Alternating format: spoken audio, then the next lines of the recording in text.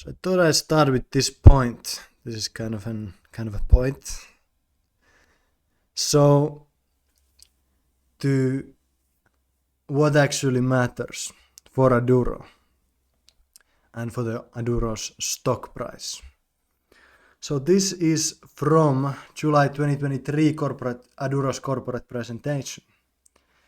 Financial forecast. And as we can see, Aduro has actually grossly underperformed their own forecast.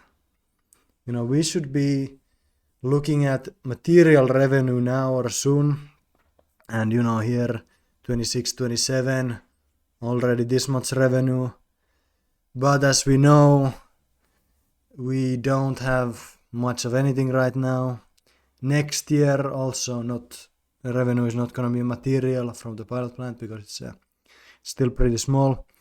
And maybe in 27, I guess in 27 we are supposed to have some material revenue, but nothing close to this, most likely.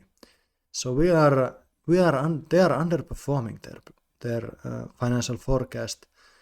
But regardless, the stock is, since this presentation was released, the stock is up this much. This was at the end of June 2023 to now. So the stock has multi-bagged since then. And I think the stock is, it's up even more right now. So what's going on? Why is this? This is because, first of all, this was never really being priced in. And if it was, the company would have been trading at way, way higher. And Aduro's thesis is not really about how fast they can ramp revenues and profits.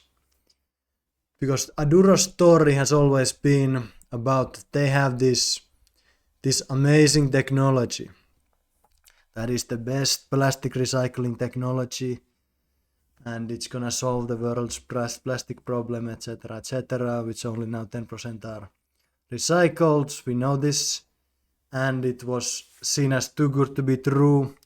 And the whole thesis and what matters for the stock price is that whether they are moving forward in proving their claims. So here are some of their claims. These are some of the claims. And if they can prove these claims, the technology is not too good to be true. And what they can do after that is, even before any revenue, they can get to $1 billion valuation. Because if what they claim about their technology is true, then they should have a plus $1 billion valuation, multi-billion dollar valuation. So basically the thesis is that they can do this. They can prove the technology, and they can join these companies. So this is a list recently compiled of companies, public companies, valued above $1 billion but generating less than 10 million in annual revenue. In most cases, reported sales remain at or near zero. So here are some of these companies.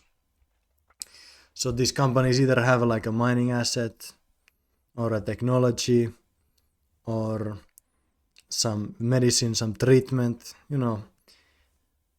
some asset that in the future is predicted to make a lot of money.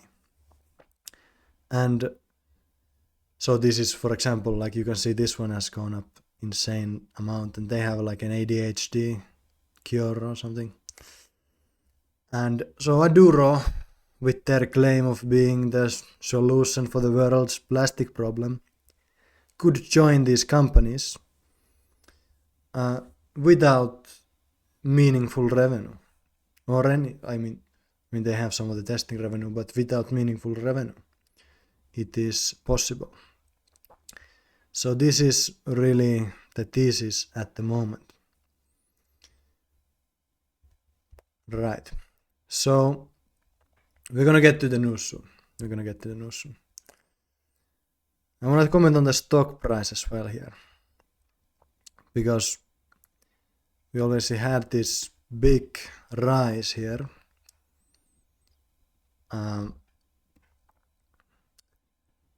The stock just doubled here in a pretty short period of time, and then it fell back down.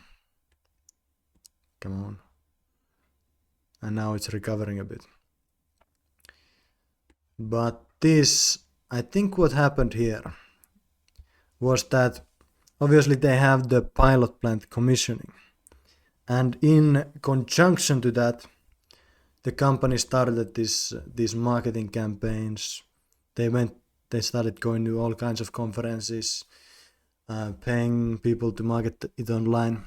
And I'm not actually against this, because Aduro is a company that needs to raise money for the foreseeable future, and any bump in the valuation is good for reducing the dilution when they have to raise money. And also, so at the same time they did this marketing campaign, some bigger influencers started getting involved, like Full Financial started interviewing them. They have 448,000 Twitter followers. The Long Investor started posting about it, 230,000 Twitter followers. So at all of this time, they had this kind of a thesis of the pilot plant coming online, and this marketing machine, and these big influencers started talking about it. So I think a lot of fast money came in, and they just pushed the stock up, and now they're just moved to next thing. And also I think people were expecting faster, like people were probably expecting like fast, I mean some people who came in as new, like fast results from the pilot, and then basically it became obvious that it's gonna probably take at least months to get like test results from the pilot. It actually took them about a year. Like around here they commissioned the R2 reactor. Around here they started posting the results from it. So I think now they're probably gonna try to get that done faster, as they have they know the process better now, and they are bigger, and etc. But still it's gonna take some months to get like actual results from the yields and stuff like this. So I think this is just what's gonna happen a lot. But now let's get into the news, like what's going on fundamentally. So obviously we have the big claims, like how are we moving? Because if we can prove the big claims, there is more claims, but these are kind of the big ones. If we can prove this, we can join these companies here. So a lot of these ones, like recycling, mixed dirty plastics, being able to recycle over 80%, these yields, 90-95% yields. A lot of these ones were kind of proven already by the smaller reactor R2. So here we had the R2 results. They got these yields. They tested over all kinds of feedstocks, mixed feedstocks, and this is the R2 here. So yes, so this, and then they even got some good results from other products, other waste that could be like, that are difficult to recycle, that were not in the original thesis even, opening up new niches for them. So for example, here are the cross-linked polymers, like tires and stuff, and this is 6.4 billion industry, and they got 84% yields here, and producing this into valuable hydrocarbons, and also this turf waste, so basically like football field fake grass, for example. Also another difficult to recycle niche with 1.8 $8 billion market right now that is growing. So they got testing showed that Aduro converted to hydrocarbon products. So a lot of these were being proven by the R2, and now they are proving the scale, and the recent news is proving further this producing a high value hydrocarbon end product. And that of course goes into this claim that they have strong economics. So let's look at how their scaling is going. So of course they already like in small scale proved the scalability with the continuous flow R2. Now they are moving to the NGB pilot plant, which I read that it's 10 kilograms an hour, and if you put that into calculator it's this many tons per year. And then they are already moving forward with designing the demo plant, which is 8,000 tons to scale up to 25,000 tons, which is starting to get very material in terms of revenue. So they are doing the commissioning right now, all of these things, core systems underway, etc. So they are commissioning it as we speak. And the Eric Appelman, he has made these arguments of why it's easy to scale, why they don't worry about the scaling. And one kind of argument is that they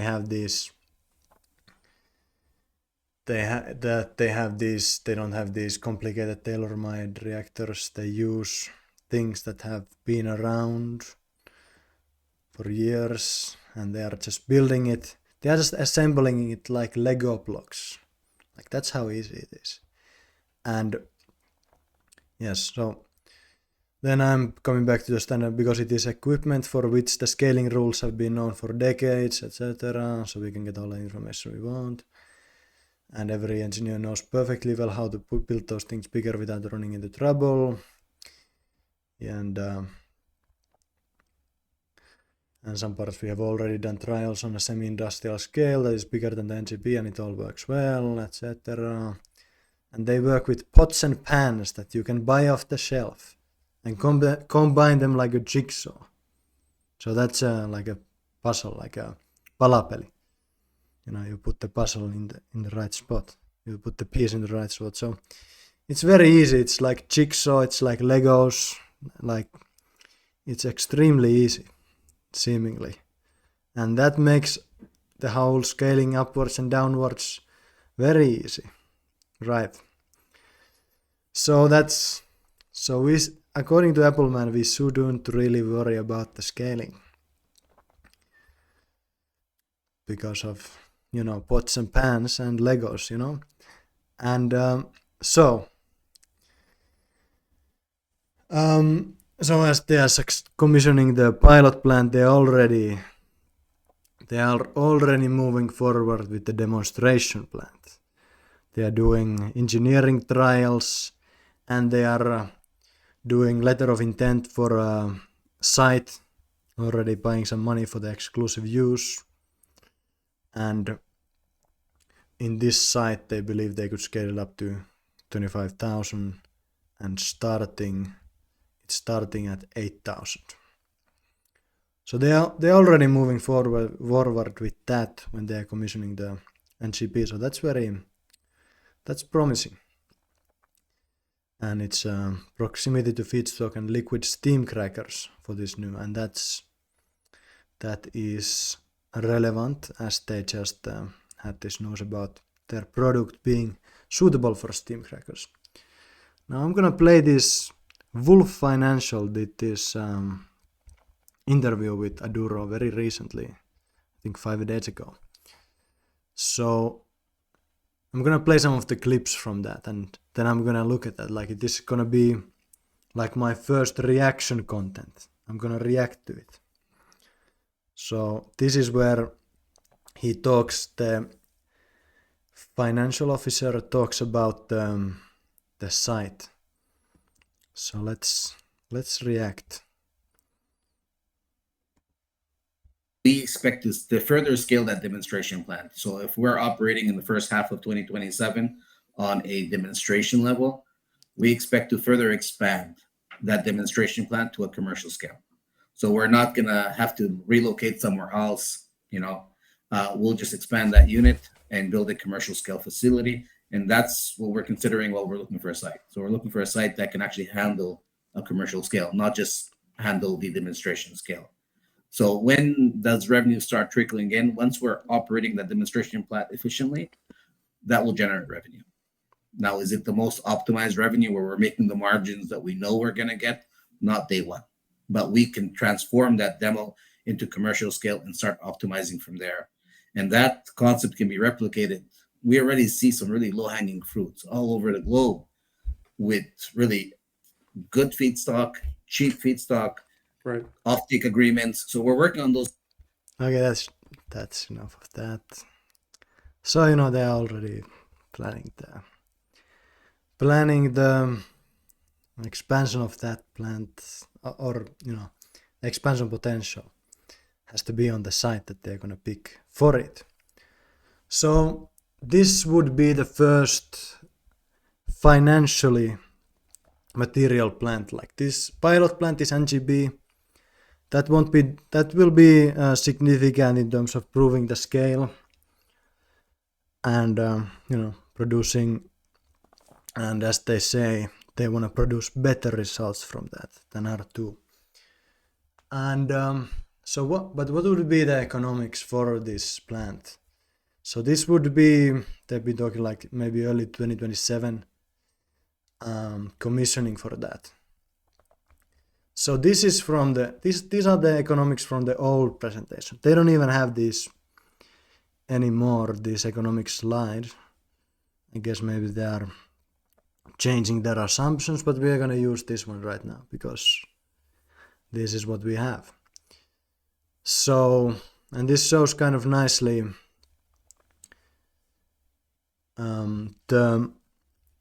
this is an example of the 8,500 tons plant, and this is 25,500 tons plant. So this would be kind of what this would be initially, and this would be what it scales into.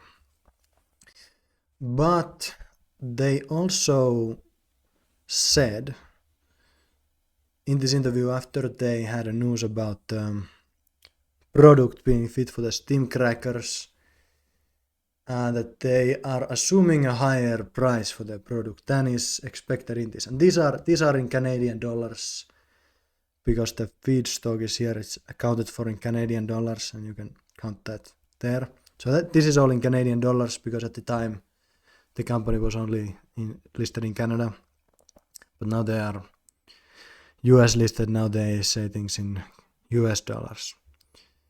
But but even initially it's gonna have some, it's not gonna be very material for the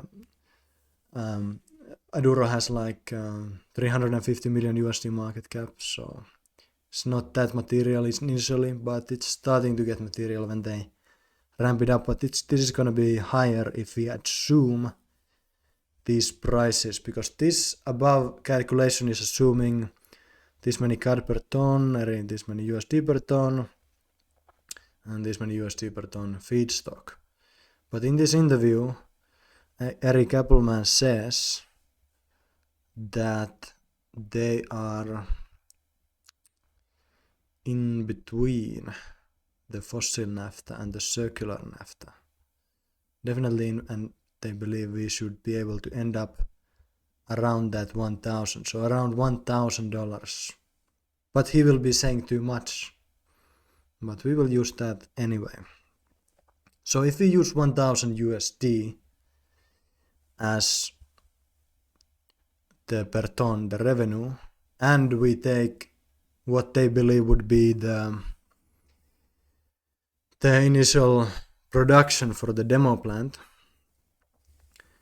so it would be a bit lower than in that slide, so it would be 8,000. So if we take 8,000 per 100,000 ton, it would be 8 million of revenue per year, and then we take this operating cost for the smaller plant, we convert that to USD, and also that's 2 million of operating cost, and then I just took 125 USD feedstock because it made nicely 1 million of feedstock cost, but that is still in the higher range of their feedstock estimates. So this would be initially, it would be 5 million USD of operating profit per year. So it's not nothing. It's but it's like it doesn't make them profitable alone. So, and I don't know why they're saying gross profit, because they are taking out operating costs. So it should be operating profit, or cash flow from the plant, or whatever, profit from the plant. And then if they can scale it to 25, you take the same assumptions here. You take the operating cost, turn it to Canadian turn it to USD from the bigger plant. Same feedstock, so that would be 16.475 million USD of operating profit from the scaled up plant. So that starts to become material to even funding new plants. So this would be my expectations, I guess, based on current data. The economics of this demo plant they are planning to commission in 2027.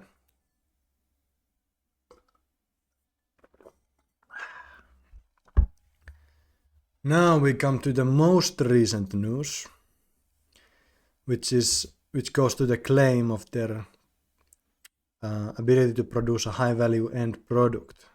Their ability to do this. So before this,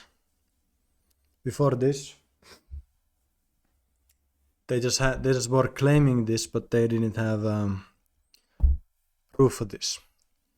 So now they have some. So they basically, this is the idea. They take all this waste, they put it into their thing, and then they put it into steam cracker. It's like a substitute for naphtha, and then new plastic comes out. So there we have the circular plastic economy. So this is and now they had a press release where they had some proof that their product can be something like naphtha. So hydrochemolytic oil, and this was from the R2. I know some people were confused about that, but it's from the R2. They are just commissioning the pilot, and these tests must have taken months.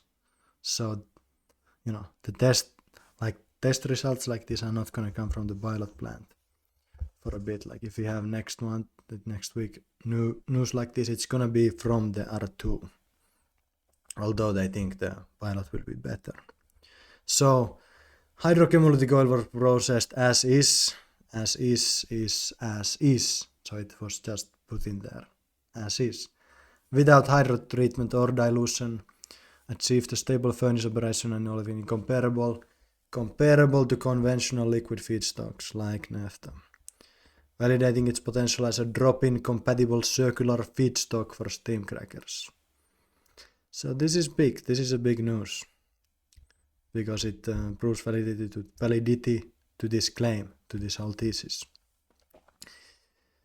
And they did it in Europe with a global organization that designs, licenses, and services large-scale petrochemical steam cracking operations. So here is from Wikipedia who are the big steam cracking licensors. There are not many, and 2 of these are in Europe. Trials were carried out in Europe. So the organization is likely either Linde, which has 182 billion euro market cap, so that's like 200 billion USD, or Technip, which is 17.86 billion market cap. So these are big companies, and these are likely the organization that Aduro did this with. This was not in the press release. I wrote this. So. They did it in established pilot scale cracking facility in Europe, and they produced it from mixed waste plastic. It's important because that's their claim that they can do mixed plastics. And and they did it on various operating conditions, and this demonstration of suitability and it's an important third-party milestone. Yeah. This particular Aduro product may be used as a cracker feedstock without additional hydrotreatment or dilution. This enables significant reduction in process complexity, capital investment, and operational expense for downstream operators, supporting improved project economics with potentially higher value to this product while improving its environmental footprint. So there would be all kinds of benefits for the steam cracker to use Aduro's product. And I'm gonna show some other clips from the interview. So here is the CEO. Let's see. What was it? 2030. I'm sorry. So historically, Mina mentioned we try to be transparent, and so historically, investors were looking for confirmation, one way or the other, that external confirmation that, and historically we said no. This is our assessment. This is what, and it hit us. It hit us in many ways, but that's how we proceed. This is a confirmation that our assessment that material that we are producing has a higher value, and we can operate in a little bit of a more contaminated environment on a smaller scale. It's a confirmation for that assessment. Now we have to build the economic model, we have to build a business plan, we have to do the whole thing around that. But this is maybe a third-party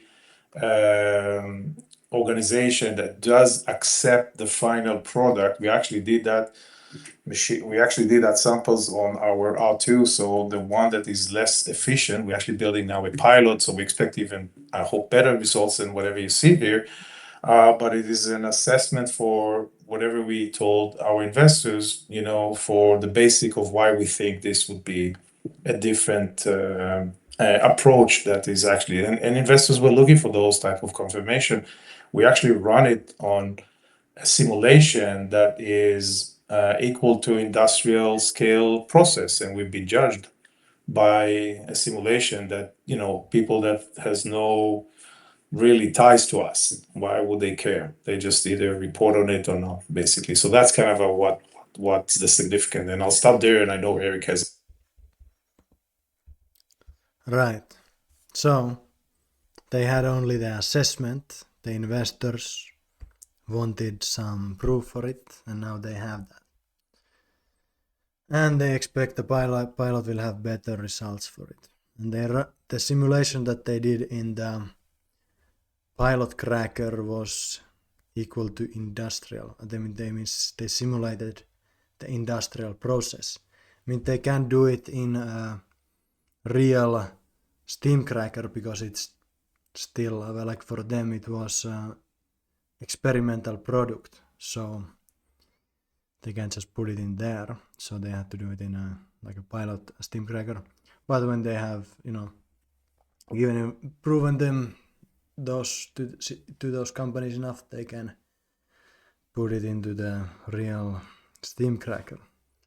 And now here is another clip. It's about how they can get top dollar for the product because of the no need for pre-treatment and such.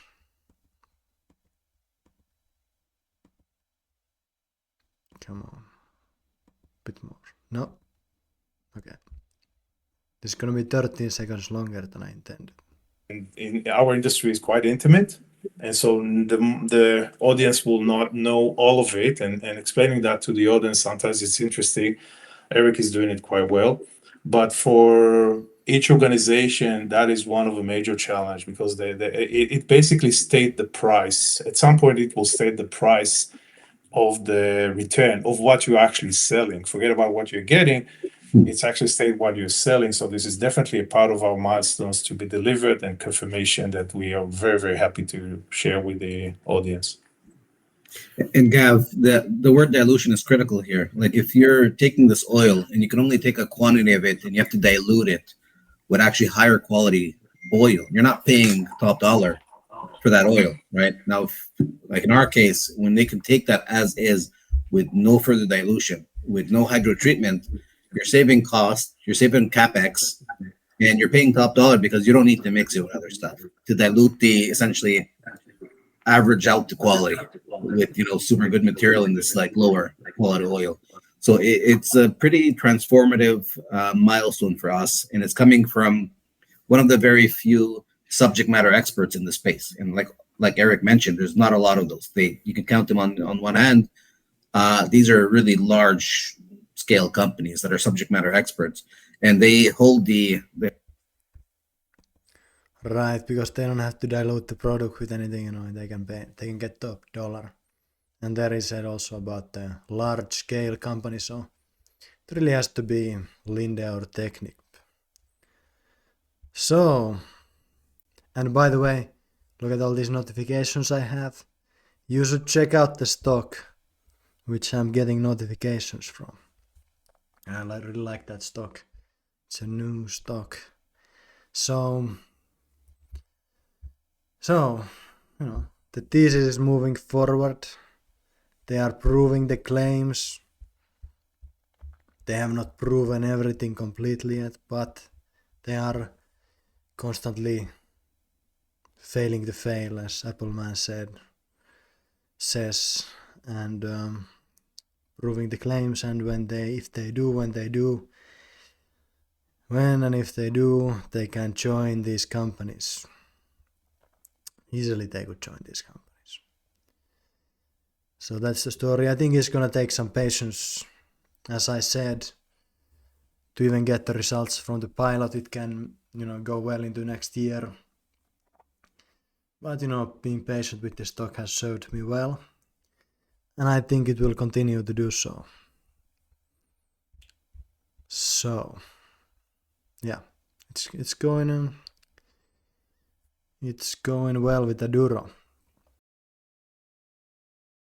Sekin Alpha Premium is the only almost Mongolian approved paid investment research service. Friteups on stocks.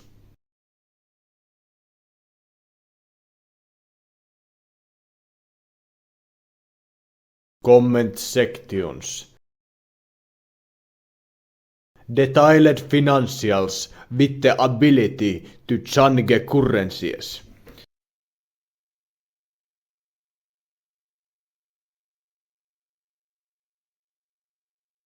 Valuations. Dividend history. Earnings estimates. Compare pairs. Easily accessible SEC fillings. Earnings call transcripts. Nevs.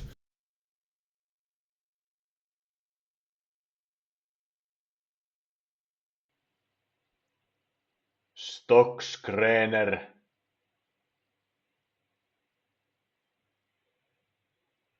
I choose Argentina.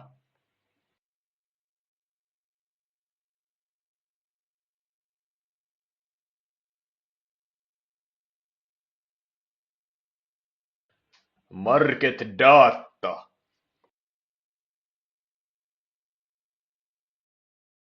Get $30 off with my affiliate link. It's only $269 for the first year. It's nothing. There is also 7-day free trial.